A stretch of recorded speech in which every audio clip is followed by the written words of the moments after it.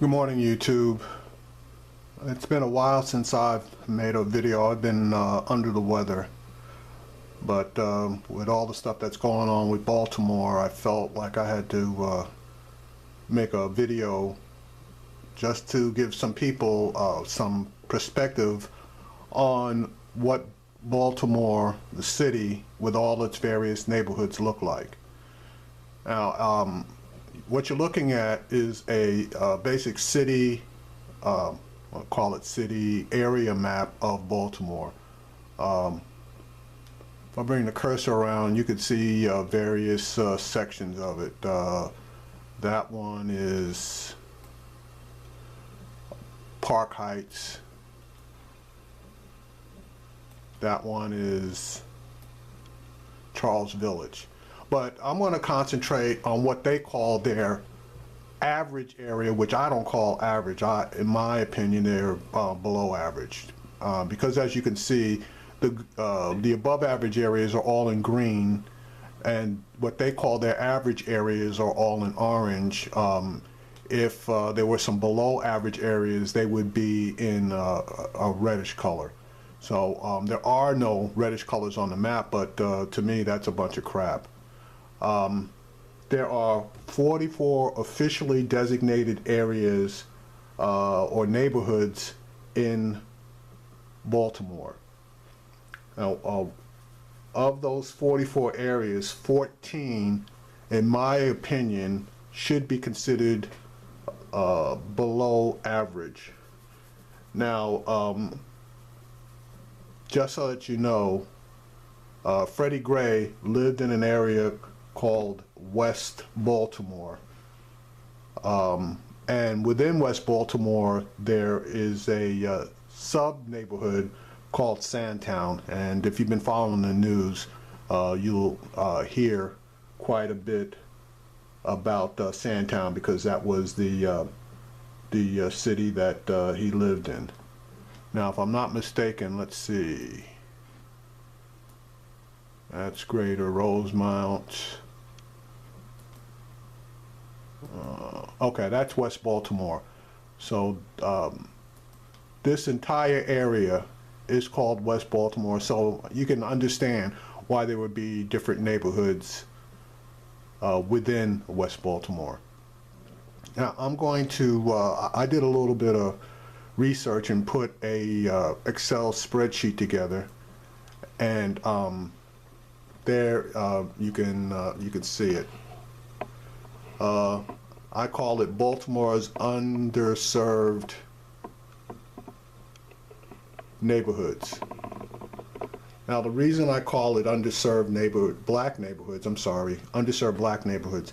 Now, I'm not sure if these are all black neighborhoods, and I'm going to be honest with you, but because of the number, which is 14, of these quote-unquote under average neighborhoods, I'm assuming all of them are black neighborhoods, okay? And that assumption could be erroneous. So if I made a mistake on a couple of them, I apologize in advance. Now, as you can see here, and I'm going to have to back up a little bit, I've listed all of the neighborhoods. Now, it's going to be a little difficult for me to try to get all of this in. And so now let me see if I can expand it a little bit. Okay, okay, that's about as good as it's going to get. Anyway, as you can see, I've listed all of the neighborhoods by their livability ratings in alphabetical order. According to the information I received, and these aren't my ratings, these are ratings that were placed on it by a site that shows cities livability and areas livability ratings. The worst one that was cited was Monument Street area, which had a livability rating of 65. Okay, to me, and they're quoting that as average. If 65 is average, then I got a really big problem. But anyway, that's what they quoted. As you can see, the crime rating was a total F. The educational rating was a D, and the housing was a D. Now, the best one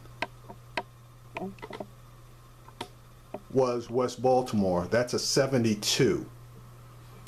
Its crime rating, and I got to tell you, Maryland's got a lot of Maryland's has FS crime rating. So Maryland's seems like it's a big crime state. Again, I could be wrong, but West Baltimore had a crime rating of F. Its educational system had a rating of D. Its employment rating was also a D. Now, anything that doesn't have a rating in it is at least a C or better. But, you know, you can look up here and see all of the Fs, you know, in the living areas 65, 67, and 69. I guess that's, you know, 70. Most of the ratings would be Cs and a lot of Ds. So I can't see how anybody could basically live in areas like Monument Street area, Old Town, Orangeville, or Fairfield. You know, with F ratings on education, especially education if you got kids, employment Ds and Fs, and housing, you know, Fs, I got a major problem with that. So that just gives you a little bit of an idea of what you're looking at when you're talking about Maryland. And based on what I've heard, not seen, because I haven't done, you know, all the research, I was in a rush to do this video. West Baltimore supposedly is a completely black area, and there's no doubt about that. And if their unemployment rate for people looking for jobs is approximately 22%, and their total unemployment rate, that would mean people looking for jobs and people that have given up looking for jobs, is 50%. You tell me, you know, what kind of economic condition that particular town is in. Now, I had mentioned a couple of fixes that I thought about, because what's been happening over like the last 10, 20 years, the City Council of Baltimore has decided that they were going to put all of their money, all of their investment into green areas. And I'm sorry, and I'm going to see if I can point them out for you. The green areas down by the harbor. Okay, that would be areas like Riverside, Locust Point, Canton, Fells Point. Okay, so you get where I'm going here. So they have decided to put their money into Baltimore Harbor and into downtown Baltimore, where the business districts are. They've neglected all of these areas in yellow. Okay, now in these areas in yellow, as I stated earlier, housing, you know, is a problem, and that might not be the availability of housing, but the condition of housing. Now, in my opinion, and that's just that, an opinion, they need to turn around and start sinking money into education in these areas, which education is D's and F's, is totally unacceptable as far as I'm concerned. Okay, in order to start building these kids up. They also need to go in and snatch up all of these abandoned homes, hire contractors to come in to fix these homes up, to get homeowners in there who are going to be taxpayers, hopefully with kids. Okay, now anybody that's a homeowner, you know, that wants to own a home and's got kids, one of the first things he's looking at is crime, which they got to do something about that. But the second thing they want to look at is the schooling for their kids, because nobody wants to send their kid to an underprivileged school. So in order to start the ball rolling, you get contractors in there. And what those contractors need to do is they need to hire people from the area, if, you know, to do nothing else but to perform labor and pay them a decent wage. Okay, they also would need to get apprentices in there to learn, to work on things and learn things like carpentry, plumbing, electricity, construction, all of those related trades. Those trades pay good money. Now, obviously, you would want them to hire people. So how do you do that? You do what the Republicans love to do. You turn around and give them mega tax credits for coming in and rehabilitating all those houses in that area. So they save money as far as the taxes are concerned. They got good income coming in from rehabilitating those things.